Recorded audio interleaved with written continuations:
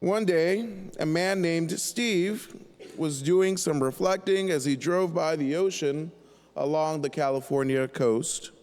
He proceeded to ask God for just one wish for being a good human. God tells Steve that he earned the right to have that one wish. And Steve declares, "I wish for a bridge from here to Hawaii so that I can drive all the way there and have a good time." God replied saying, "That is a huge wish and sounds very materialistic. I would have to get concrete, I'd have to drill pipes, come up with the design, and make sure that the bridge is stable for thousands of miles. That's a lot to handle." Steve proceeds to say, "Okay, I wish to be able to read women's minds and know exactly what they are thinking at all times." After a pause, God responded, "So do you want 2 lanes or 4 lanes on that bridge?" Women are so hard to understand. They are in tune with their emotions, and men are more so solutions-based. Women like to be heard. Men like to be heroes and then sleep. And guess what? That is okay. However, we exist and thrive in relationship. The very essence of God is relationship as Trinity. And even when the world around us is confusing, God still accompanies us, especially when we feel like no one else can. Truly, God's word, his promises, his instruction, his direct way of appealing to us is ever present among us. However, why do we fail to see it? Are we looking for it in wrong things? Are we expecting something we shouldn't expect? Are we working for something that ends up destroying us? Don't you just feel like you need a break? Better yet, friends, are you tired? We hear from St. Paul's letter to the Romans that reflects upon suffering and pain. Quite frankly, there is a ton of pain and trauma in the world, and it seems as if there is no reprieve. Why does God allow such bad things to happen if he loves us?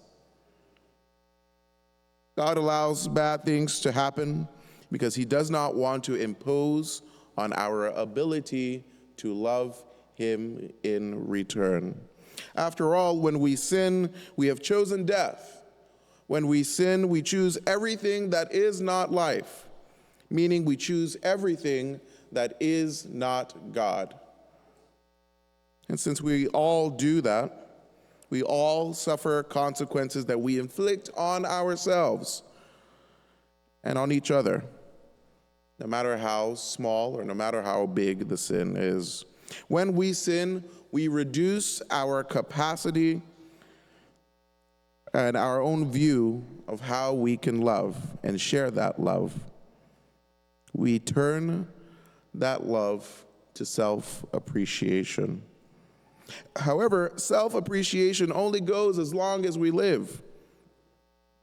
There has to be something more.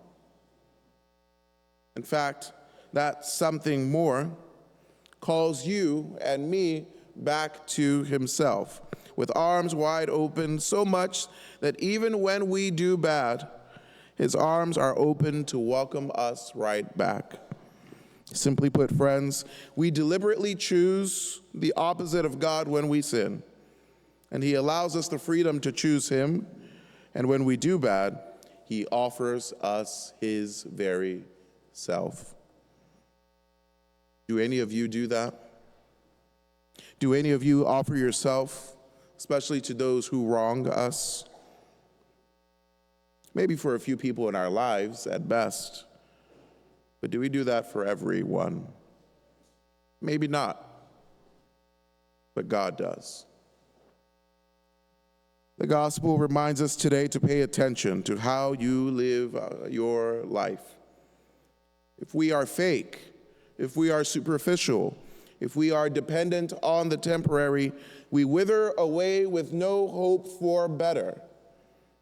However, life is sustained by being firmly rooted in God's love, a love based on a cultivated soil of joy and goodness that does not care about the troubles of the world or of today, because it is too focused on the things that last forever. Joy, goodness, peace are all things that the world cannot take from us unless we allow it. And it just so happens to be that those are the things that last forever because God offers it. And if you and I are sons and daughters of the Most High God, who has sent us into the world and will call us back one day, why worry about the useless losses of the now? You have always been destined to win. Therefore, we place our trust in this love. We build our faith in that which is true, and we don't back down from the love that your heart truly wants. In other words, friends, suffering is not forever unless you choose it. I want you to take a moment to think about all the crazy things you did for love, or even for a crush. Did you buy flowers? Did you buy jewelry? Did you take that special person out to dinner? Did you give them their favorite fragrance? Did you cook for them? Did you sacrifice time or even watch his sports game? You'd be smart to know the other person's favorite candy, favorite food, or favorite movie. In fact, Tim McGraw's song, "Just to See You Smile," recalls it well, saying, "Just to see you smile, I'd do anything that you wanted me to. And when all is said and done, I'd never count the cost. It's worth all that's lost, just to see you smile." How about we all resolve then to use, even if it's a little bit of this energy, and transfer it towards God?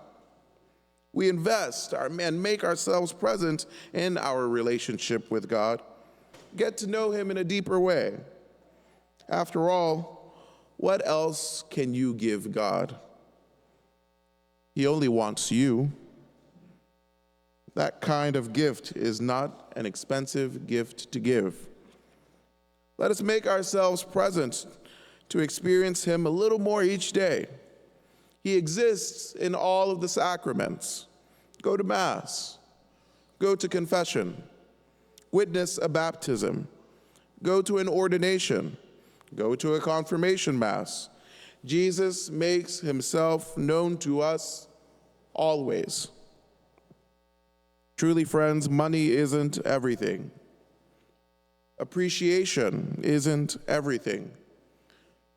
Attention isn't everything. In fact, the false security you think you give yourself isn't everything. On the contrary, God is everything. The only thing that lasts, and the only thing worth fighting for, is the unending love of God. And that love is for you.